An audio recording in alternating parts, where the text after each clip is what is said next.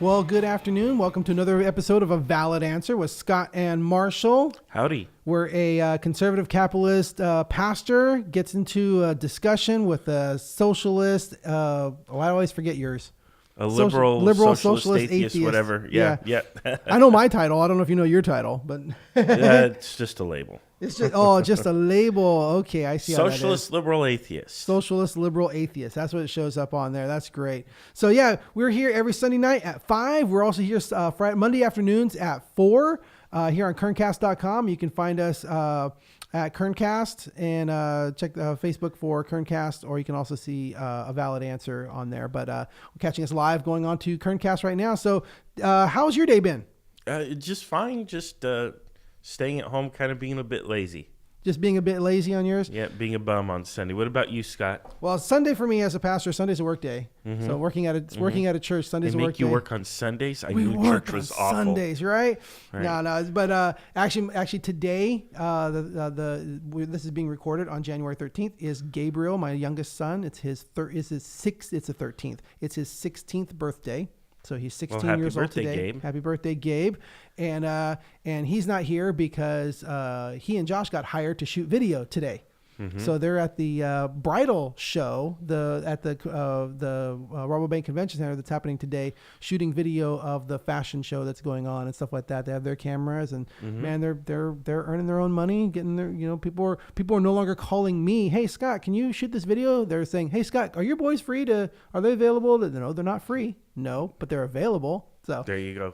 Clever response. Yeah. What's attendance like? Is there a lot of people there, or is it just kind of? You know what? There was a line of probably I was there right when they opened up, like at 1:00 or something like that is when it actually opened.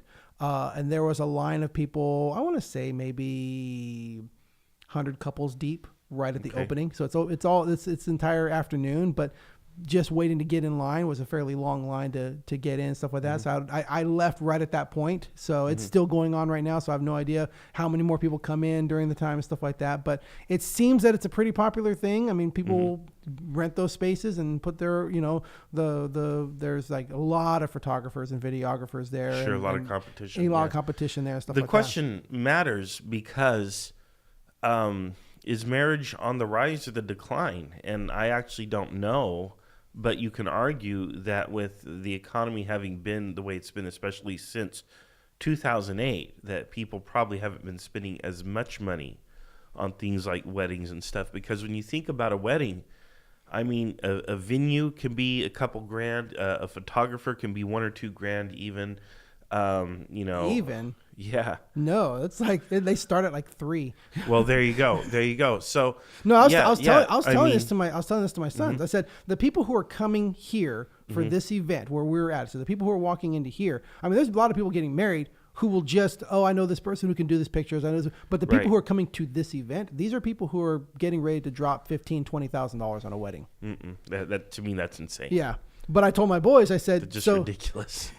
For me too, I didn't spend that much on of course that was 20 years ago, but we didn't spend that much on our wedding. I mean, I bought a wedding set of like the man's ring and then the woman's ring and then the engagements, and I bought them together as a set for like under $500. So it's like, but my wife is not one who's like, oh, I want all this stuff. I'm not trying to put down people who are like that. There's different love languages, and some people like gifts, and that's how love speaks to them. And that just happens to not be the person I married. So she was like, no, something simple that's not going to get caught on my clothes, and because it wasn't the actual ring that was meaningful. It was what it meant. You. She gets me. That's her reward. Is she got me. Who cares about diamonds, right? You got Scott. But at the same time, I'm there, and I said, now, boys, you guys have a skill that people are ready to throw money at.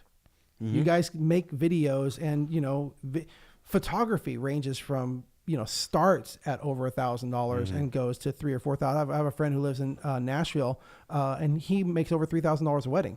He gets flown. He's done weddings all over the world because people like his talent and say, hey, we're getting married in Florence. We want you to be our photographer. So they pay him the thousands of dollars to be the photographer and fly him out there to do it. Well, yeah. So I mean, there's it's probably an exorbitant amount of money, but being, with my boys possibly being in the industry that people will pay, hey, make some money. Yeah, well, that's the American dream, right? So these questions are kind of relevant because today, what are we talking about? Well, today we are talking about marriage. Marriage. Marriage in general, the idea of marriage. Marriage. That blessed arrangement. The dream within a dream. We're quoting Princess Bride. If you haven't seen it, what's wrong with you? Yeah, you do have to see that movie. Yeah. I don't know. We might be encountering a generation of young people who probably don't know the movie. We are. Well, that's that movie, I thought you were going to say, we're also encountering a generation of young people who aren't going to be getting married. Well, yeah, too. That's kind of a big thing in statistics nowadays and demographics and watching. It started with the millennials, but now was it Gen Z is the next gen? It's people are waiting longer and possibly not even getting married. Well, why? What's that? Why get married? I mean, why? I mean, all the benefits are there more or less, You have companionship. You can share and build a home with someone. You can have a child or children with someone. Nobody frowns upon it anymore. Mm-hmm. There are certain, legal or secular benefits that you can argue. For example, insurance coverage. Yeah. But otherwise, why bother? Because it's a promise of commitment.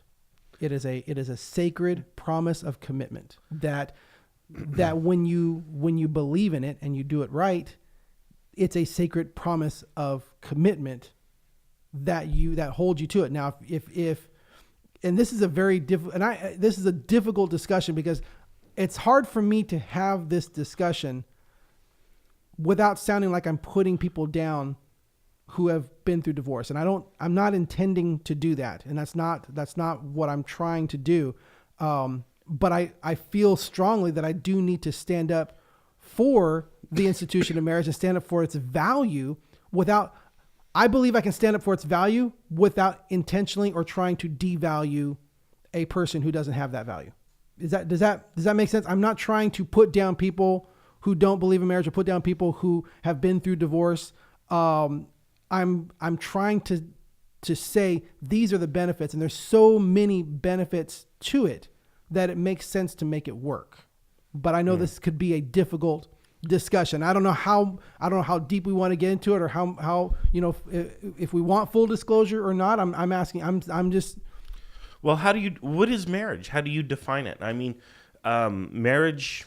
Can be all kinds of things, but we need to be clear with our audience. Well, marriage has existed before there's been governments. Like the idea of marriage, people have gotten together and been together it's a sacred thing before it's a legal thing. Like it has always been a sacred thing before it's been a legal thing. And I see marriage as a sacred union between a man and a woman under God. Okay, so that's your definition of marriage. Yes. Okay, fair enough. I would obviously use a more liberal definition or interpretation of marriage. To me, a marriage is any two people who wish to, declare a union with one another, more or less publicly. But even if privately, if they wish to be together and they wish to make their life together and maybe have children and a family together or not, it's their choice. But to me, basically, it's two people choosing to be together. And, on a higher level than just, we're just dating or it's boyfriend and girlfriend. No, we really do want to spend the entirety of our lives together and grow old together. This is essentially a permanent union. Yes. And to me, that's what a marriage is. But how do you define it as being permanent? What steps do you take to declare it as permanent? Basically, pinky swear is enough? Yeah, literally. I mean, if the two people make an agreement, if they have a serious conversation, and they more or less look each other in the eye and say, I wish to be with you forever until death do us part, to me, that's married. In my personal liberal viewpoint, that's married. And race, sex, religion, none of that matters as long as it's two consenting adults. That's all that really matters to me. And frankly, there are people out there who have more than one spouse. There are people out there who practice plural marriage. And if everybody involved in that arrangement gives consent and they agree to live in that fashion, who am I to say that they can't do that? Especially if it's part of your culture.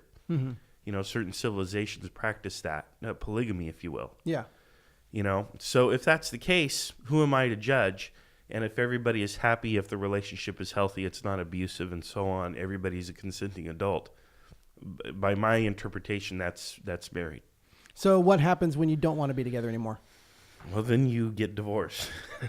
Well, I mean, with your definition of marriage, there is no ceremony. There was nothing that really happened that brought you together. So what? So when you dissolve the friendship, when you dissolve the relationship, the marriage, what happens? When you dissolve the marriage?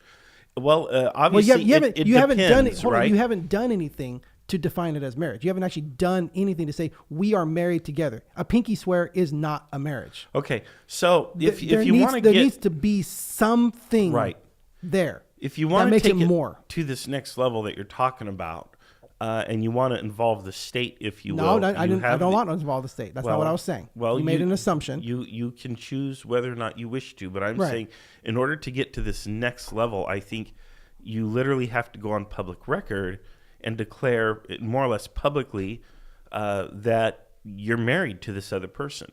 But is there a way to do that where it doesn't involve like a legal course? Like, is there another course to take that doesn't involve the government? Yeah, I mean, you can, for example, do something. Here's what I'm in getting your at. Church. Here's what I'm getting at. But if you want it to have a legal status, I'm not. That's not what I'm talking about. Okay. Here's what I'm getting at. Mm-hmm. Is there value in ceremony? Yes. If you feel there's value in ceremony, then yes, there's value. Is there intrinsic value in ceremony? Not necessarily, but I think two human beings psychologically, is our brain made up in such a way that there is an intrinsic value to the act of a ceremony? That in our minds, a ceremony solidifies something more than if there was not a ceremony. Would you say that our brains are kind of wired that way to where we as human beings embrace the idea of ceremony, celebrating something, putting something, making something sacred? Whether it's, and I don't mean sacred as in religious, but making something the value of ceremony. Mm-hmm. That's what I'm talking about. Yeah, I'll grant that. Yeah, sure. So that's what I'm saying is like above and beyond a pinky swear, above and beyond I look deeply into this person's eyes and say, I'm going to spend the rest of my life together with you. Don't you think that a ceremony of sorts, especially public, adds value to that commitment? Well, don't you think that's important? It can add value, but to me, it's all up to the individuals involved. If it adds value for them, then yes, it does. Now, if they don't care anything about ceremony or publicity or the public or any of that, then I'm not going to require that of them. But but what I'm saying, I don't mean required of them. But I'm saying in the idea of if it costs you nothing, then you're not invested. Shouldn't it cost you something so that you feel there's an investment worth keeping, that there's an investment worth pursuing and protecting? I think if you're going to Where's the value in it? Where's the value in it? Well, again, the value it's between the two individuals. First of all, it's not my business to worry about or assess value. If the two individuals believe that there is value in declaring a union between themselves, then that value is theirs. And obviously they wouldn't declare that kind of union. They wouldn't make it official between them or publicly or whatever unless they felt there was some kind of value in doing so. Mm-hmm. So the only thing I'm saying is I'm not going to necessarily require people who want to be together to go to church and declare it, or to even go down to the courthouse and declare it. If two people say, hey, we're together, we're a couple, we're basically married, I'm going to call you husband and wife, whatever, okay. Or husband and husband, wife and wife, I don't care. I'm okay with all of those scenarios as long as the individuals are consenting adults and they make the choice of their own free will. So what happens when children are brought into it and there is no bond or contract to hold that family unit together? That it's easier for that family unit to break up, that there's a much higher risk of that family unit separating when there is no formal commitment. Now it's no longer just consenting adults. Now you have children involved that can be affected by the dissolution of this relationship. Should there be things that should more securely hold that relationship together outside of the feelings of the two people involved, especially once children are involved and the lives of children can be affected. Shouldn't there be some sort of outside force that looks out for the protection of the children and tries to keep that family unit together? Well, half of all marriages, as far as I know, end in divorce, and all of those marriages are pretty much solidified or contracted either by government or in a church. Yes. And that really doesn't seem to make much difference. If people want to be together, they're going to be together, and if they want to be apart, they're going to split up, regardless of whether or not there's an extra hoop or 2 or 6 or a dozen to jump through to make that happen. People are going to do what they want to do. And I don't think that a ceremony is necessarily going to keep a couple together any more than the fact that, well, we're going to have to go through divorce court. I think when you get fed up and you're done with the other person, when the relationship is essentially dead, they are going to go ahead and go through the process, or they're at least going to split up, even if they don't formally get divorced. They're going to split up and live in 2 separate households. Well, it depends. Why are they splitting up? I do think that if you are married, and especially if you have children, you should attempt to preserve the marriage and get along. Because, first of all, you are your children's first teachers. The children model your behavior. If you have a couple and they're constantly yelling and fighting and screaming, what do you think the children are going to learn? Mm-hmm. The children are going to be very high-strung, very anxious. They're also going to learn to yell, scream, throw things, hit. Mm-hmm. They learn the way their parents are. They model after their parents. And it's a sad thing when a relationship breaks up, but if there is abuse involved, if the relationship is unhealthy, then by all means, it's probably better to split up than to stay together. But this is a judgment that far be it for me to make. It is a judgment that the 2 individuals in the relationship have to make. They have to decide for themselves, is it okay for us to continue to be together, or should we split up? I would encourage all people who are together to work on it. Mm-hmm. Even if there is some kind of abuse or arguing or something going on, if you still have feelings for the other person, I would encourage you, even if you have to split up and live apart for safety or whatever reason, try to work on it. But ultimately, do not put up with an abusive situation or a situation where you do not feel valued or loved. You should not tolerate that, and you are better off going and being a single parent or going and meeting someone else. But what if it's not just about you? Well, the thing is you matter. And if you are miserable, how do you think that's going to impact the rest of the household, including the children? Well, I'm not saying stay in misery, but I'm saying work to make it better. Don't run to escape. I'm right there with you, Scott. I couldn't agree with you more. But if the option you should try to fix it, but if you can. The option to escape is easier than the option to work at it, that encourages people to escape. Mm-hmm. That might be the case. So let's because here's this thing. I mean, I went through this. It's called Very Well Family, and it references every point that they make on effects of children about marriage. They reference all the different studies that they're referencing here. But children whose parents have divorced are more likely to experience injury, asthma, headaches, speech impediments than those whose parents remain together. 50% more likely to develop health problems than 2-parent families. That's just physical, emotional. Teenagers, single-parent families, and blended families are 300% more likely to need psychological help within any given year than teens from intact nuclear families. Children from divorced homes have more psychological problems than children from divorced homes have more psychological problems than children who lost a parent by death. Mm. They're almost twice as likely to attempt suicide. So divorce is bad. It sucks. It does. So shouldn't we, as a society, set it up to make it more difficult to dissolve marriages than it is right now? Since we see, since the scientific facts show that it is more harmful for children to be from divorce than they are to be staying married, shouldn't we make it more difficult to get divorced and more easier to work it out? We should certainly make it easier to work it out. Yeah. So work it out all day long. We should definitely be encouraging that. However, if a person has to get themselves out, then I want them to be able to get out with the kids if need be, and I want that to be a relatively easy process. Right, but I'm saying things like no fault divorce, where it's like, we just don't love each other anymore, okay, and you're going to destroy a family, and you're going to injure your children because I just don't feel like being together with this person anymore. That's some drastic effects you're going to have on innocent people who made no choice in this. Your Nobody no-fault just divorce. wakes up one morning and says, I don't love my spouse anymore. Let's just move on. No, and before a person gets to the point where, and we do have a comment, and Amanda, we're going to answer your question in just a moment. Because it's going to lead us onto another direction, which is good. I don't think people would just spontaneously wake up in the morning and say, "I'm ejecting." I'm out. No, I'm gone. There's a song about that called "It's a Slow Fade." Yeah. There's all these things that are happening. There's all the stuff that must be going wrong.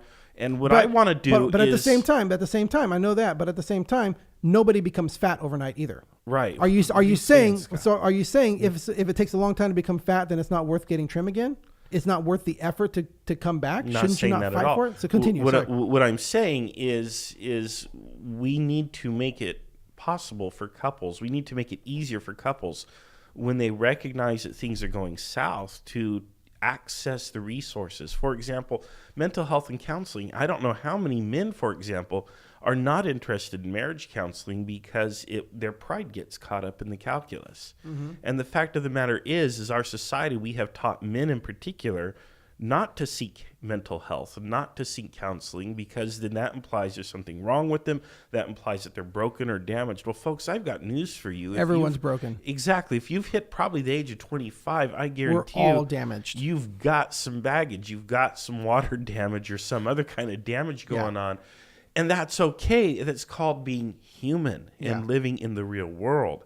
And it's also okay to learn how to handle that in a healthy fashion. What's not okay is to ignore the fact that you have these issues, to ignore your humanity, and to continue to cause harm to other people and yourself because you are too proud to talk to somebody who knows what the heck is going on. That's a problem. And I agree with that, but I also believe it is also a problem to cause such damage to a family, to cause such damage to children, to do all this simply because you also I just don't feel like I love this person anymore, and I just feel my feelings. Mm-hmm. You're going to destroy all of this. You're going to hurt your children because of your feelings. I want to look and say, tough it out, be an adult. Well, be smart about it. Yes, and that's now generally none of this good advice, again, but not always. None of this has anything to do with abuse. I'm not talking. I mean, anybody who is abusing someone should be arrested. Period. Turn them in.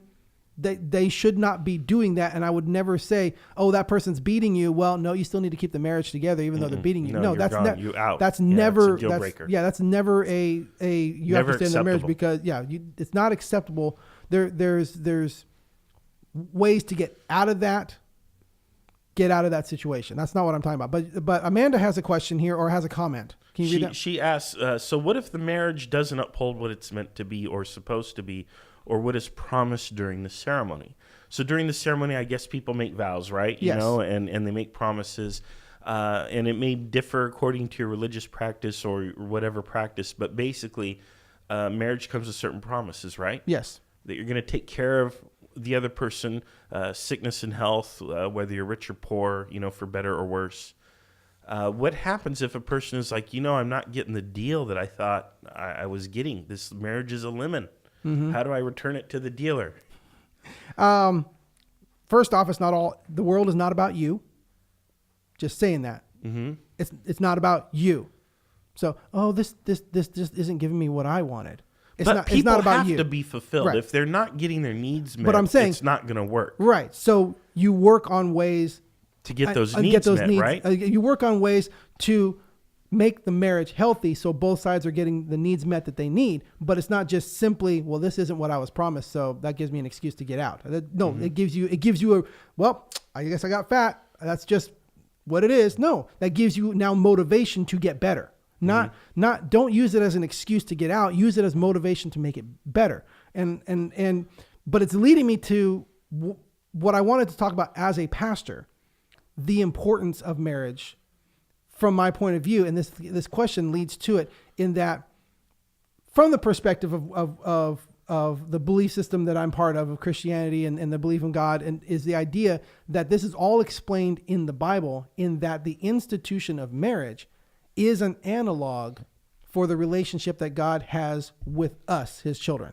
It's mentioned multiple times in the Bible. The entire idea of marriage is so that we as human beings can understand the love God has for us. Literally, that in Ephesians it says, husbands, love your wives as Christ loved the church and gave himself up for her. Like literally saying, that's your bride, you're the groom. That's how Christ loved you. That's how much Christ loves you. Is like a groom loving a bride and giving himself up for her. That's what Christ did. The whole picture of marriage is designed by God to be an analog for his relationship with us. So that's why it's so important that even an entire book in the Bible, so one of the minor prophets, Haggai, is about a prophet of God who marries this woman, who leaves him and becomes a prostitute. And God says, bring her back into your home, forgive her, bring her back, accept her, restore her as your wife. And she leaves again. And he says, go back and get her and restore her as your wife. And he had this prophet of God do that. Say, no, she left you. She rejected you. Talk about loss of love. Talk about, well, I don't think she loves me. She left to become a prostitute. And God says, no, you get her, bring her back, forgive her, bring her back and restore her as your wife, because this relationship is the analog to how God loves us. How many times we walk away from God and God says, no, I'm going to accept you and bring you back. The whole story of the prodigal son is the same way. It's the father and son relationship. There's two relationships in the Bible that God says is an analog for his love for us. And that's a father-son relationship and a husband-wife relationship. And that whole one was saying, even though that person rejected you, even though that person walked away, forgive them, love them, bring them back, make it work, because that's my love for you to understand that, to understand the hurt of that person rejecting you is the same hurt when we sin against God. Is the same hurt we give to him. And when we understand that in human terms, then it helps us to understand that in spiritual terms. That's why the institution to Christians, the institution of marriage, is so vitally important as a sacred contract, as a ceremony, as something that we do before God to declare, this is the person I'm going to be with. This is the love of my life. This is the person that I choose, that no matter what happens, we're going to make it work. We're promising in front of everyone. And then if we're not living up to that promise, or one side is not living up to that promise, it's up to us to look at our lives next to God's life. And it's up to us to confess our sins before God. And it's up to us to make it work. And love the other as God loves us. That's why the institution of marriage is so important. And if obviously if I believe in God, then I have to believe that there's also somebody who is against God. If I believe in God, I got to believe in the devil. So if there is an enemy of God who wants to destroy people's relationships with God, the best way to do that is to destroy those people's view of marriage. That's why the battle for marriage, for me, for someone like that, the battle for marriage and the definition of marriage and the sanctity of marriage is of utmost importance, because it is a representation of God's love for us. That's why it's so important to me. That's why the idea of marriage and coming before God and do it, because that promise, that relationship, that no matter what happens, I'm going to love you and accept you, and I'm going to forgive you, and I'm going to bring you back, and there's nothing that will separate us. That promise, that ceremony, that sanctity is so important, because that's a representation of God's love for us. So as a Christian, as a pastor, that's why this topic is so important to me. That's why the definition of marriage and the sanctity of marriage is so important to me. Okay. Well, as an atheist, unfortunately, I don't have that support structure or framework, if you will, for marriage. However, you can get it really easy. Baptismal font's right over there. Yeah, you can get it. You can get it really easy. It's free. It's an offer I can't refuse, right? Watch. Exactly. However, look, human beings are human beings. We are feeling creatures. We have feelings. We are mostly motivated and driven by our emotions. Those emotions matter. Our happiness matters. Your happiness in your relationship is important. The well-being of your children in particular is very important. Ultimately, I want all people to just kind of get along and to be happy. So it's not about, a relationship the Bible has with really God good ways or to do anything that. like that. But it's about taking advantage of the resources available in your community, in your world, if you will, whenever things are not going the way they're supposed to go. Now, no marriage is all roses. No marriage is as happy as it appears on Facebook or Instagram, right? That's a myth. It just simply isn't. Marriages, from what I can tell, require a lot of hard work. They require a lot of effort. They require a lot of just, I'm just going to tough this out. So you have to have that attitude and that mindset. But marriages should energize you. You should draw something from the marriage. That literally has not been my experience. Well, okay. And you might be an exceptional case, Scott. But I think a lot of people out there, it's a daily grind. But it's like going to work. It doesn't have to be. I agree. It doesn't have to be. And that's why I want to encourage people to take advantage of resources. So if you feel like your marriage is a daily grind, go out there and access resources, whether they are religious or secular resources. Go out there and access resources that both of you are willing and able to access. So, for example, if one of you is religious, that's fine. But if the other person is not going to listen to a pastor, maybe a marriage counselor. Or if you don't want to talk to a marriage counselor, talk to a pastor. I don't care who you talk to, pastor, marriage counselor, guru, sage, whoever.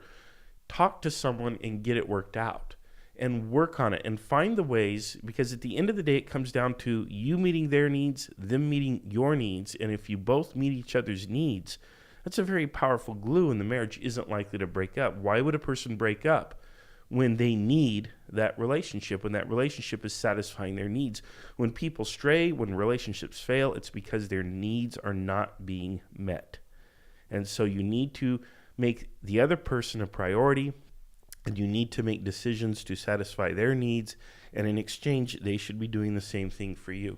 And if you both are doing that, then the marriage will work out. And then hopefully, of course, the kids will grow up in a happy, healthy home and everything works out. But again, access the resources you need to make that happen. That's very, very good. I definitely agree on that. Question.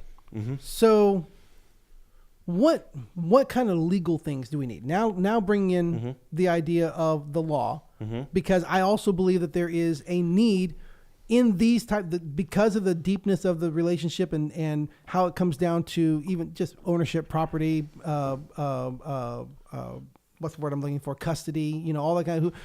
If there's a dissolution of this relationship, there does need to be some sort of legal standing to say, where does what go, who gets what, and where does it go, and all that kind of stuff. How much say does the government have in these relationships, in these contracts, and how should they be defined legally? Well, in the status quo, the way divorce works is, from my understanding and experience, is if the two people agree, the judge simply rubber stamps. And the court really only involves themselves where there is a disagreement. And where there is a disagreement, then there are legal precedents. There are standards, there are rules that are followed. For example, things like child support is run, at least here in the state of California, through a program called the Dissomaster. It's based almost entirely on, I think it's based entirely on timeshare, who has the kids overnight more than the other person, and mutual incomes. The two incomes are compared. And it spits out a result, and that's what the child support is, and the judge can't change it. There's no discretion. It's just the law. It's a rubric, and that it is what it is. When it comes to property, they figure out, and if nobody can really agree who gets the house, then you sell the house and you split the dollar amount. You split the value. But we do need to have some kind of system or institution to work that out. Otherwise, people will literally kill each other. Right. And so that is the purpose, and that is why I would suggest that people at least need to register their marriage. I don't believe they necessarily have to go through a ceremony or go to a church or should even have to go down to the courthouse, but they should register a document with their county or whoever, where their municipality, whoever the jurisdiction is. They should register a document that attests to the fact that, these two individuals, we are now, in a marriage union. Now, I believe that does fall into the definition of what governing bodies should be governing. Like that is a protection of property rights. That is a protection of disputes. Disputes. I believe that falls into that. Now, my question is, if my question is, should the government have any say in who can participate in those? Who can get married? Who can participate? Who gets to participate in those contracts? In those things? Like if a person says, I want to have a civil union with my dog, should the government have anything to say about that? I think there's a number of reasons why. First of all, the government would be involved to ensure that the people involved are consenting human adults. Chiefly that. They would be involved to ensure that there's no sort of abuse or exploitation or gaming of a system going on. Again, why draw the line at adults? Well, because that's just a legal thing. As a society, we've set the standard that children are not supposed to be married, that's considered, it's bad, it's abusive. There's actually scientific data that says that child marriage is actually a horrible thing. It's, but I just showed you studies that said divorce is a horrible thing too, but that's fine. Mm-hmm. Well, do you have anything else other than sometimes same types of studies? Sometimes divorce is the lesser of two evils, but I don't know that child marriage is ever the lesser of two evils. So I don't encourage divorce in all cases. If you can work it out and there's no real substantial abuse going on, then by all means get together and work it out. Mm-hmm. However, if there is abuse or something involved, the relationship is absolutely untenable and unhealthy, then yes, you do have to get divorced. But I don't know of any scenario where child marriage has a benefit. Okay, I agree. But I'm playing devil's advocate to your argument, because the argument you were making is like, well, I can make that argument. I already just made that argument, and you dismissed it. So you need a better argument. Yeah. Well. So anyway, children, should be protected. Yeah. But Josh also is saying children can't consent to a contract under law, and that's true. But okay, so what if the parent of the 10-year-old who can consent says, "Okay, my child can do that"? No. I'm playing devil's advocate to this. That's where society comes in and says, you know what, there are just certain things we're not going to allow in this society. So it's okay for the society to say, in our society, we're not going to allow a man and a man to get married. Well, every society makes different determinations for itself. So when that happens, that's moral. So when society said two men cannot get married, you agree that was moral at the time. That was a moral decision at the time. For the people in that time and place, the answer is yes. Okay. Now, I live in a different time and place, and I would disagree with that. But there is no objective yardstick for morality in existence, at least not in my worldview. That's fine. And right now, in your worldview, there is. But even in your worldview, you cannot look back at those people and condemn them either. Exactly. It's hard to do so. Now, I can disagree, and I can condemn them. No, it was moral for them. But I don't have... It was moral for them. You can't condemn them. I can condemn them if I want to, but it's a subjective condemnation. I do not have an objective basis for the condemnation. Nor do you have any authority to condemn them. Does it matter? What difference does authority make? Like I said, I don't have an objective basis upon which to do it.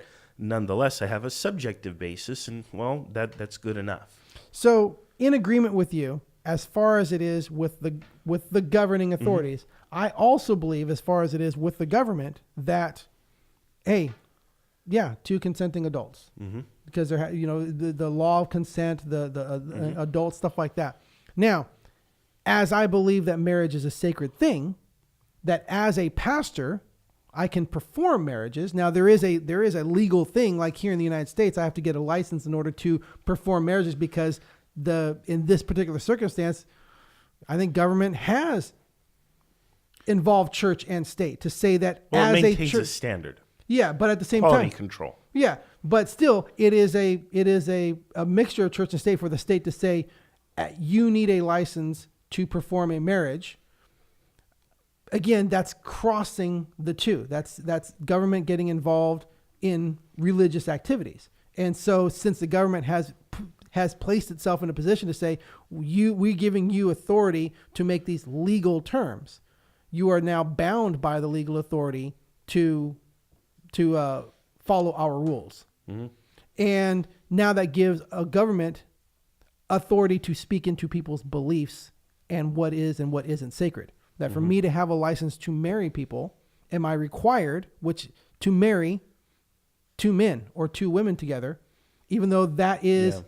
that is not sacred in my religion, and I cannot do it per the beliefs I have and per the vows that I have made to God. I cannot perform that marriage. Can the government force me to perform that marriage? No, I wouldn't support that, and I don't think the government should be fulfilling that role. Again, yes, separation of church and state should happen. The only ground I see for the government being involved in who can do a marriage is it should be trying to protect people. If you have somebody out there who is participating in a scam or sham marriages or doing something to game the system, then I could see that. But obviously you as a pastor, as part of an established religious organization, even if the religious organization is less established, if everybody is consenting and everybody's taking it seriously, regardless of it, whether or not you think the religion is silly, is irrelevant. If the people themselves say, hey, this is our religion, it's a sincere belief, if it's a sincere belief, then the government should not be involved in it. And just so for the record, I don't believe, and many Christians are going to be like, what? I don't believe that the government should say that these two people cannot get married. Right. But because I believe in the sanctity of marriage so much and the definition of that word and the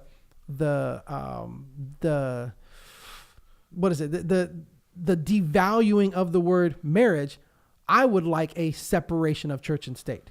I would like the state has no say in marriages, that they have, here's this legal, you go and fill out that paper for a civil union, whether it's whatever you're calling it, here's that paper for a civil union. That's what the government decides. That when you sign that paper for a civil union, ultimately when that union dissolves, that's what the government is taking care of. But the actual marriage, that the actual definition of marriage, the government should not have a say in what that is. That the government can do what the government does, which is the civil union and the laws behind that, and all the rights of civil unions are equal across there. You have a civil union of a man and a woman, you have a civil union of man and man, well then the insurance company has to honor both civil unions and all that stuff. But for the government to start to come in there and define marriage, I think is outside of the scope of what government should be doing. That marriage should be the sacred thing that the two people believe within the beliefs of the people that the government doesn't say this is marriage and this is not marriage. That I don't believe that is, again, semantics are important to me. The meaning of words are important to me. The more you dilute, that's what I was looking for earlier. The more you dilute a word, the less its meaning has. And I so strongly believe in the meaning of marriage and what it is and the sacred thing that it is. I don't want that definition to be diluted because it is such a sacred thing. That the government should not be speaking into what that definition is. Yeah, I feel if people believe that they're married and are willing to declare that they are married, then they're married, regardless. And even if their definition is unconventional, I'm generally okay with that. Again, as long as it's not a scam, as long as they're not somehow playing the system or doing something, really unethical. I don't even know why I have my iPad in front of me because I can't read the comments. I'm okay with that, but at the end of the day, the government does have to have some kind of a working definition to work off of, and so, I'm kind of mixed about that. I like your distinction where you have sort of the civil union and the government's realm or whatever is the civil side. It's literally biblical. Render unto Caesar that which is Caesar's, render unto God that which is God's. And then if people have a religious belief, and again, your religion might practice polygamy, and if you want to have multiple husbands or multiple wives, far be it from me to judge you. Again, if everybody in that marriage is a consenting adult and it is a healthy relationship, far be it from me to judge any of that. By all means, enjoy your family, enjoy your house, enjoy your marriage. And that's cool, Josh. What I'm talking about here. What's the question? Well, he says here, so long as no one, I don't quite understand this. So long as no one makes you gay, marry someone against your will. I don't know what that means. I'm assuming he means like. He's talking about coercion. And again, that's the government's interest is to ensure that people are not being coerced. Yeah. Because religions sometimes don't. No, it doesn't affect me. Whether or not two gay men get married, it doesn't affect me. But when they're doing that and calling it marriage, I do believe that it is devaluing something that has value. But yeah, I disagree with that, But I think we're going to be opening a new can of worms. I call it marriage. If you call it marriage, it's marriage. Far be it from me to judge. Then that's fine. But when the government starts defining it and saying this is marriage, that's where the government has to have a practical definition, whether it's procedurally or operationally defined. In other words, do you two consider yourselves married? If the answer is yes, then okay, we're going to proceed as though you are married. Regardless of who or whatever. For me, as long as two consenting adults say, "Hey, we're together, we're committed, we're married," I'm kind of okay with that. I don't need the government to necessarily micromanage that, but there is a practical side where you're going to bring government in and say we need to divide up property because it's not working out. Also, common law marriage has always been a thing where people just live together, I think for more than 5 years or something like that. Then the government you can go to the government, even if you're just roommates, because sometimes roommates, have a lot of things in common, but things don't work out. What do? You got to divide up the property that you purchased in common. So there is a role for government, but I think we kind of agree. There's also, religion wants to practice religion and do religion things. Mm-hmm. I'm entirely okay with your church marrying only heterosexual men and women together and not making you perform a gay marriage. I'm okay with that. Mm-hmm. And especially given the fact that there are many other options for people who want to live that way. So there we are, marriage. We didn't hit all of it, but there's so much involved in that and so much to say. But again, hey, it's a pastor and an atheist talking about marriage, and there you go. What's coming up next? What's up? Well, I want to say, look, hey, by the way, if this episode has inspired you to reach out and get help for your relationship or your marriage, contact Scott in particular. You can reach us at avalidanswer@gmail.com. Please. Don't put anything too confidential in there. Just say, hey, I want to reach out and talk to Scott. And I can give you more personal contact information from that. But validanswer@gmail.com, because I do want to, I want to help. I want to help save marriage. I want to help. I believe in it. And I believe that it is God's institution to reach out to us and show us his love. So I definitely believe in it and want marriages to stay together, as long as nobody is being harmed. That's exactly. There's a difference between feelings and harm. And there's again, it goes back to the whole thing of our words violent. Some people are like, well, I don't feel very good, so I'm being harmed. No, I mean like harm, So, and we don't want people to be harmed. So, and I do want to encourage you, again, if you aren't interested in going the religious route, if you want to stay on the secular route, again, reach out to a licensed marriage, family counselor, therapist, or whatever, and, talk to someone. Get the help that you guys need. You deserve it, and it will make everybody a lot better off for it. And society as well. Yep, everybody. Yep. So, on that note, it's been a Valid Answer with Scott and Marshall. Well, you were meaning individuals, and I want to say, and collectively, as like that, it's good for everybody, every individual, but it's also good for society if we all stay together. Do it for the children. No, do it for yourselves first and foremost. So this has been a Valid Answer with Scott Marshall. We're here at kerncast.com, Kerncast on Facebook every Sunday night at 5, every Monday at 4. So we'll catch you tomorrow. Until next time, we'll see you then. See you later.